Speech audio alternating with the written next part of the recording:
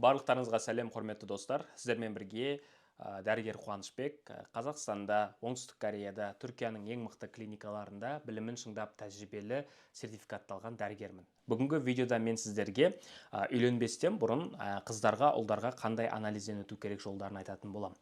Енді барлықтарыңыздың балаларыңыз бар шығар деген үміттемін. Бұл видеоны жіберіп қойыңыздар. Өздеріңіз айтқан кішкене ерсілеу болуы мүмкін, бірақ бұл видеоны өздері көрсе, көп пайдасы болады деп ойлаймын. Бүгінгі бірінші бөлімде мен ер адамдарға өтетін анализ айтайын. Егер қызық болып жатса, әйел деп жазып кетіңіздер комментарийға, мен әйелдерге толық анализдерді айтып беремін. Біріншісі ер адамдар самодиагностика. Самодиагностика деген өз-өзіңе диагностика жасау. Ең бірінші бұл состояниеңе баға беру. Әлсізсің ба, ұйқың келе береді ме, тырнақтарың сынама, шашың түседі ме, бір проблема бар ма? Ешқандай проблема жоқ болса, аталық жыныс безіне қарау керек, достар. Бұл енді ұят деп ойлауларыңыз мүмкін. Ұят тұрған ештеңе жоқ. Ертең бұл анализдерді өздеріңіз қарайтын болсаңыздар, белсіздіктен, балалы болмаудан өздеріңізді алдын алып қала аласыздар. Варикоцелия деген ауру бар. Бұл аталық безінде тамырлардың шығып кетуі. Қолға ұстаған кезде немесе визуальный тамырлар көрінетін болса, аталық безі ауыратын болса, бұл уже сигнал. Одан кейінгі әңгіме бұл эрекция. Эрекцияларыңыз деңгейі қандай? Утренний эрекция бар, жоқ. Егер эрекциядан проблемалар болатын болса, сіздер уролог дәрігерге, андролог дәрігерге баруға кеңес беретін едім.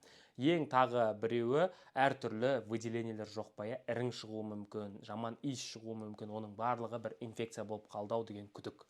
Осыдан кейін уролог дәрігер, андролог дәрігерге барасыздар.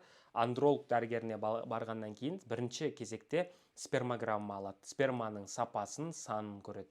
Одан кейін УЗИ жасайды, мошонкаға, барлық жерге оның деңгейін қарайды. Енді қараңыздар, достар, сперма бұл өзгеріп тұрады. Мысалы, мынандай менің науқасым болған. Мысалы, Ақтөбеден Алматыға дейін таксимен келген, шаршаған, естественно, Алматыға келіп, дәл сол күні спермограмманы тапсырса, спермасының сапасы өте нашар шыққан.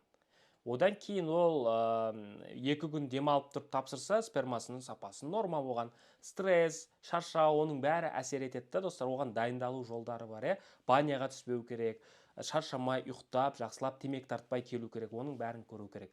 Осы анализдерді тапсырсаңыздар, жалпы витаминдеріңіздің деңгейін қарасаңыздар, аталық бездеріңізге самодиагностика жасап жүретін болсаңыздар, барлығы жақсы болады. Назарларыңызға көп-көп рахмет. Сіздермен бірге болған қуанышты медицина.